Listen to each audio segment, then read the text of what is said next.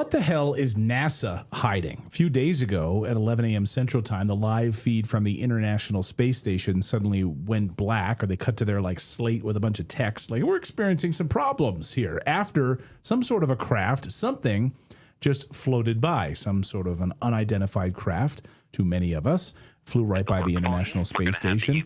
So you can see it right here. And you can hear, of course, the voices of the International Space Station. Absolutely. I will not do anything inside the work volume. Now watch here on the right side of your screen. Excellent config. You're very welcome. And just to kind of smooth things over, when we do come back, KU, you'll be on Space to Ground 3 for your ops today with Shankini. There you go. Keep sliding over. And then 3 with Shankini. Thanks. And then reappears. Now, according to reports, there's a black spot in the frame there. So when things move in the middle of that area, things do disappear. That's not like an anomaly. That's actually part of the camera. But there it goes, floating by. What the heck is that? And then I think just shortly after that, then NASA cuts the feed and puts up their slate. It says, sorry, nothing more to see here. But this is just, one incident among many. So this isn't, this isn't an isolated thing here. Our next guest, Justin Robert, has been calling out NASA's BS and lies for years in Florida. Here he is in front of the Brevard County Commission. Watch. Good afternoon, commissioners. Today I'd like to bring to your attention a potential fraud on an enormous scale happening in your county. There's now clear evidence of NASA using numerous methods to grossly mislead the public about astronauts being on the International Space Station. During interior ISS scenes from NASA's own live feed, the use of wires, harnesses, green screens, and virtual reality have been detected to achieve the appearance of a weightless environment. Examples of this include astronauts fading in and out of the screen, green screen glitches, grabbing objects that aren't really there, pulling on invisible wires, getting tangled in their harnesses, and even astronauts appearing out of thin air. This begs the obvious question. If they're really up there, why are they using Hollywood techniques to fake the footage? Great question. Justin joins us now. Thank you, Justin, for, first of all, I love that you're trying to bring awareness to this and call out NASA's fraud. But first, before we get into all of that, just your response to seeing this feed cut once again after some object floats by that they won't tell us what exactly it is. Yeah, absolutely. Thanks for having me. When I see it, it's hard for me to take anything serious from NASA based on the conclusions I've come to over the years. But they very may well have caught something foreign in the sky and then cut the feed. But we have to wonder, is this our own government stuff? Is this an actual unidentified flying object of other beings? Or is NASA just continuously distracting us with space stories? Was that feed even real? It's a little tough to even tell, right? And like I said, when we've caught them filming spacewalks underwater, using their interior shots look like they're filmed in a studio, hanging from harnesses, I have to wonder what they're ever showing us. A lot of us have come to the conclusion that that ISS live feed is just a high-altitude plane with a fisheye lens. It would be very easy to just send that thing up quite high, not quite 250 miles, and just constantly stream us something back. I do not believe that there are human beings on a space lab flying 17,500 miles an hour, 250 miles above our head. So I guess my question is, because I'm wide open to all of this. Hell, I mean, in my studio, I've got a damn Sasquatch picture over my shoulder here in the studio. So there it is. Yeah. I'm open to anything, right? So just show me the evidence. I come from the Thomas Sowell, just show me the evidence here. And what you're showing in these videos, of course, the harnesses, the strings, why would they do this? Why would they go to such great lengths to even have a 250 mile above the earth high altitude plane just there with a live feed? What's the purpose of them lying to us with this? Well, it appears around the 50s, Admiral Byrd went exploring Antarctica. And it's funny that you were talking about cutting through the ice in the Arctic earlier, but I think they found something down in Antarctica. He talked about a continent the size of America, not of ice, green and lush, that no one had ever seen before. So I think they could be potentially hiding other continents, resources, who knows what other sorts of secrets. Maybe the aliens are beyond Antarctica. I'm not sure, but that was when they created the Antarctic Treaty. That was when they shut it all down, and all the countries that are at odds with each other do agree that no one's allowed to explore Antarctica independently. So it's a pretty big secret that we can look past World War III issues and say, okay, no one's going down there to mess with those penguins, right, as they tell us. And then they create NASA in the same decade. And I truly believe that they're hiding our true history, where we live, what this place looks like, and that we're not some necessarily in an endless void of space, and we could be the center of this intelligent design. And it's really just to keep our focus on outer space above us when potentially there could be outer lands. You know, I liken it to the Truman Show. Truman was very hard to control once he started getting curious and finding out that there was more out there. If they wrapped our world around the ball and just told us there was nothing else, and if you go around in the same direction, you'll hit your starting point, no one's ever going to go looking for the perimeter or the fence or the Antarctic ice wall. And that's what I think they're keeping from us by basically busy work and funneling trillions of dollars for black budget money for who knows what, and just wringing out water in space. I always ask people, you know, how long have they been up there and what benefit have they brought to your life or humanity? No one can really name anything except billions of trillions of dollars per year to take pictures that a lot we've proved are fake. And why are we up there faking this and doing this charade? That is the big $1 million question. And I can only speculate, which is what I just did for you. Ladies and gentlemen, time is running out on the early Thanksgiving sale from our friends over at Genucel. So don't wait. Go right now to Genucel.com. You'll find their brand new neckline essentials lift package for over 70% off. So get rid of that turkey neck and saggy neckline and get compliments around the dinner table. When you order today, Genucel includes their immediate effects package. You'll see results in minutes, not hours, plus the top-selling Genucel Deep Firming Vitamin C serum included in that essentials package.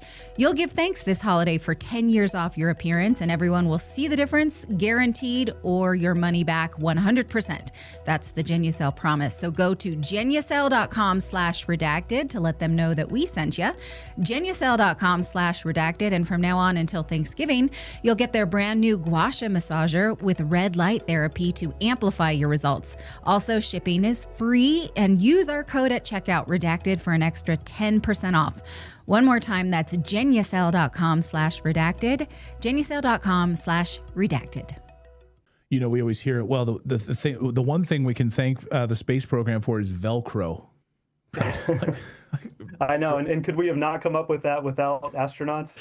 Yeah, we got Velcro out of the whole deal. Yesterday here on the show, we did a deep dive on Antarctica. We had on Brad Olson to talk about, of course, what's going on there and the secrets in Antarctica.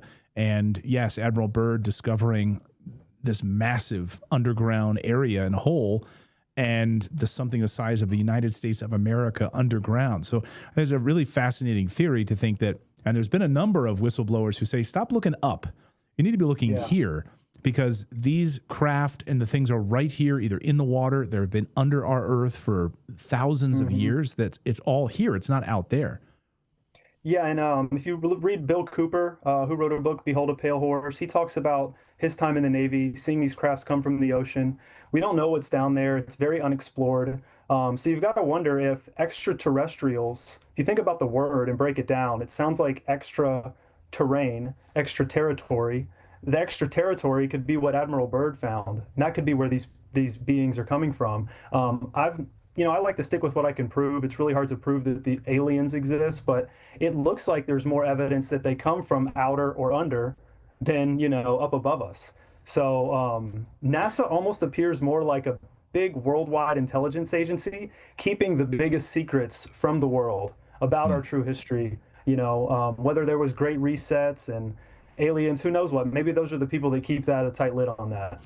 Right. So people in our chat room are just saying that NASA is basically, a co-opted agency at this point, and NASA is fake as hell. These were all illusions up there.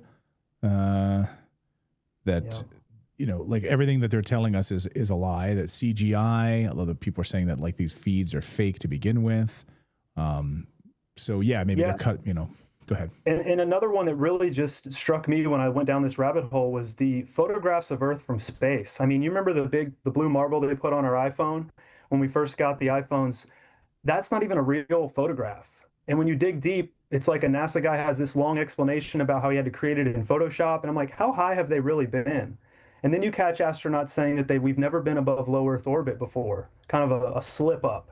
And so if we didn't go to the moon, which I think is pretty well accepted, especially most people in this audience, then you have to ask yourself, how high have they really been? If you've got satellites up there for decades, tens of thousands of them, and not one of them has turned around and taken a picture of our home in one full frame, every single one is created in Photoshop. I always ask people to pull them up, and then you get one that they admit is fake. Another one's got something funky written in the clouds. Then you find two that are from 20 years apart and they have the same cloud pattern, like identical, showing they're using trickery. So it's just, you just have to ask why. And I'd really like to know where our tax dollars are going, because a lot of it goes to NASA.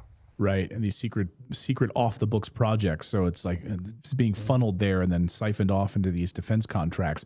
No, you're right about that. And in fact, last year, I think we covered here how Vladimir Putin and the Russian Federation, they were presenting U.S. moon photos, and Russia, I think through their own AI tools in Russia concluded that they were 100% fake, or they knew with 99% certainty that the United States moon landing photos were totally faked.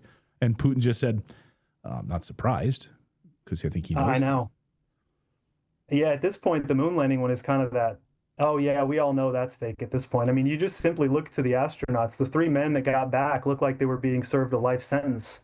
Right. You know, watch a championship basketball team's reaction, and then watch those astronauts and think about why they're so different. They should be the same, and they're not even close. So it looks like men forced to lie. You know, Neil Armstrong gave like one speech for the rest of his life, and he said something like, I hope that the younger generations can peel back truth's protective layers. I mean, talk about a cryptic thing to say as an astronaut in one of your only speeches to a bunch of young people. And, you know, Buzz Aldrin's been caught slipping up. I feel like Buzz Aldrin wants to tell us. He's probably just scared to death. But, you know, he had an 8-year-old ask him why we haven't been back to the moon in 50 years. And he's like, well, that's my question. And it's because we didn't. And Right. then he just starts to mumble and fumble. And it's like, man, you're not acting like you went. You know? No, I've interviewed Buzz Aldrin. I didn't get a chance to talk to him specifically about this. It was a brief interview years ago, and boy, do I wish I would have. But there's been a number of times, not only that interaction with that 8-year-old where he was like, we haven't been to the moon. He like just openly admits that we haven't been there. You wonder as he nears, you know, if he would just, you know, come out, if there's some sort of something he's written down somewhere for family members that he can release this information, it would just shatter everything we know about this. You're right. And then that press conference with Neil Armstrong and Bud, they're all sitting there. It looks like they're at a wake. You know, they're miserable after they get back there. I mean, people are like, oh, well, of course, you know, you travel. But it was days, or it was like more than a week or so. I mean, it wasn't like within the first 10 minutes of them landing in the ocean. Like they had been back for a while before they did that press conference, if I'm not mistaken. And there's been a number of times, though, that I've just been curious, Buzz Aldrin's comments about not going to the moon and we haven't been there. And that wasn't the only time he said it, if I'm not mistaken. No, it's been a number of times he's sort of slipped up. And, you know, it just, there's been a couple different ones. I mean, you've had a guy on the ISS say, it was callers calling in or something, and he said, you know, talking to you just from the other side of the country in Maryland or something. He almost made this reference as if he was in California or he was in Maryland. And it's like, wait a minute, you're supposed to be in space and not really stationary. You know, why would you reference like where you are? And from the gravity pockets, you've had the guys actually drop objects on the ISS where things are supposed to float. So I just keep asking, like I asked in that meeting, you know, I'm not trying to make any positive claims here of what's going on, but why are we faking the videos if we're up there? If I tell you I own a Ferrari and I keep sending you pictures of me standing next to the car, and each time you can disprove that I've faked it, I'm not going to trust you going forward about this Atlas thing. I'm not going to trust you about going to Mars. And I'm going to return over every stone from the Challenger explosion, which I also did a speech on, and Gus Grissom, who was tragically killed, I believe, by NASA in 1967. Well, people are saying, well, yeah, Buzz Aldrin's old. He has dementia. I don't know that that's the case, but he said these statements years ago. I mean, these are like decades old statements. So this is not like something he said last week, just to be clear about that. I want to get your take on this before we let you go, Justin, which is about this 3i Atlas. And NASA now coming out, I think today, I think it was officially today, where they're basically now saying that this is a comet. That's what their official commentary is on us. Although they wouldn't let us use their cameras, we wouldn't get close-ups when it was nearing Mars. They gave us the lower resolution photos. They wouldn't give us the high definition photos, which we know they have. What do you make of this position on 3I Atlas as an interstellar object? It's simply a comet here, even though it's been acting incredibly odd for an object like this. Yeah, I don't really know what to make of it because, it's a big problem when our only authority and source on the information is NASA. We have no way to verify if that was really a black hole they took a picture of, if this is really this thing coming at this speed with this trajectory. I mean, we're just looking at lights in the sky, and they could tell us it's something. It could fly by and be no threat. They could be fear-mongering us. We could be mustering up new emotional support and a budget for NASA in a way. I don't know. I've always theorized that the final card is the sort of fake alien invasion. If they can't fool us with false flag terrorism and viruses and all these climate hoaxes, all these things that they've tried, and maybe we're about to kind of get our power back and win the info war, a lot of people think the final card is a fake alien attack, which would really, get us back into, oh, hey, government, save us from this threat, kind of like they wanted us to do with COVID. So I always tell people to have their guard up for that sort of scenario. Take everything they say with a grain of salt and just keep an eye on it. We really can't do anything but kind of watch what the information they feed us and vet it and, use our discernment. Right. They would love nothing more than to use these reverse engineered craft that they have to kind of pretend that they're aliens and get us all scared. No, we need to herd you into a biometric tracking, future where we monitor everything. It's for your safety. So, and I know Jeremy Corbell has warned about it. He said this is one of their plans. They're going to say there's a large interstellar object coming. It's of unknown origin, and we all need to be controlled and, sort of herded and corralled. So I'm just waiting for that to happen. I know it's coming. Justin, great to have you here.